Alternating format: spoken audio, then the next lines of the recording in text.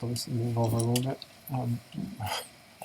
We're talking about genitive absolutes. Okay, this is the last piece of grammar in this lesson in Unit 11. And what does this mean, absolute, in a grammatical term? Okay, we know what absolute means. Otherwise, it means something that, well, it comes from the Latin verb absolvo, which means to separate something out from something else, to divorce it from something.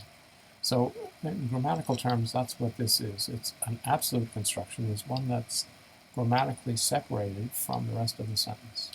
And when we're talking about genitive absolutes, we're talking about a clause, a subordinate clause, that has no grammatical links to the rest of the sentence. It's a very weird idea. It has a conceptual link, but not a grammatical one, okay? The only thing that's grammatically linked in a genitive absolute are the elements to each other, Right. okay? So how can this be? Well, here's my stupid example of what a sentence with a grammatically absolved subordinate clause is. When King Tut came, you can write this down. When King Tut came, they tethered their elephants. Who did? Well, it doesn't matter who they are, as long as it's not King Tut, right?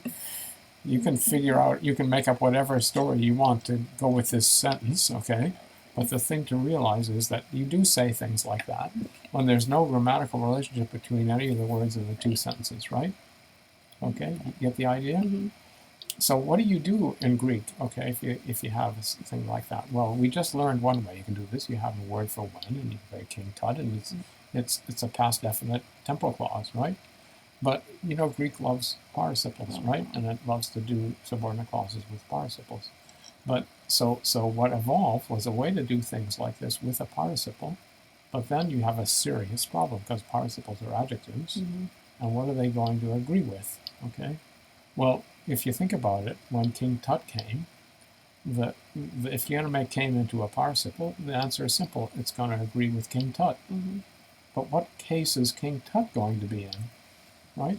He has no grammatical relationship to any word in the rest of the sentence, right? So here's what happened. And effectively what happened is that in the absence of anything else, King Tut got put in the genitive case. Okay? There are some very interesting and weird reasons for this, okay? But that's what happened.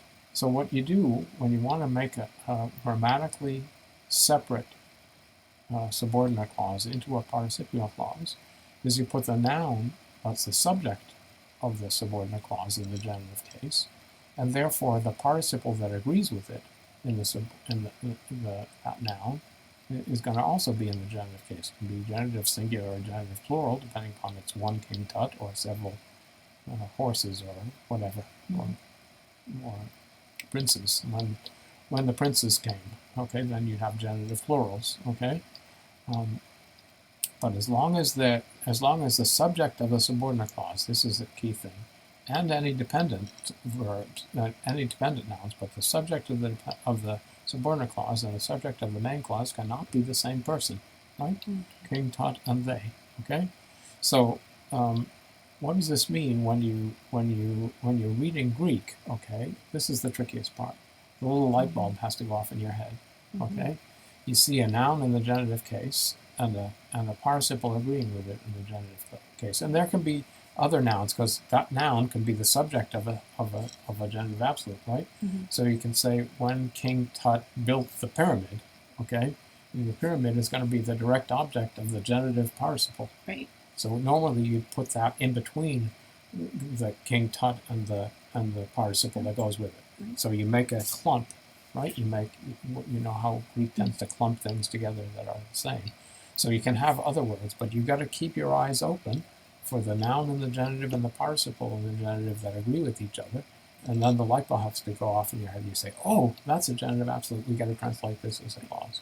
And you have to convert it from genitives into a subordinate clause in which the genitive noun is the subject and the participle is the verb. So it's a heavy-duty thing to get used to. Okay, and we're going to try and do it in exercises and stuff like that. But that's the basic idea.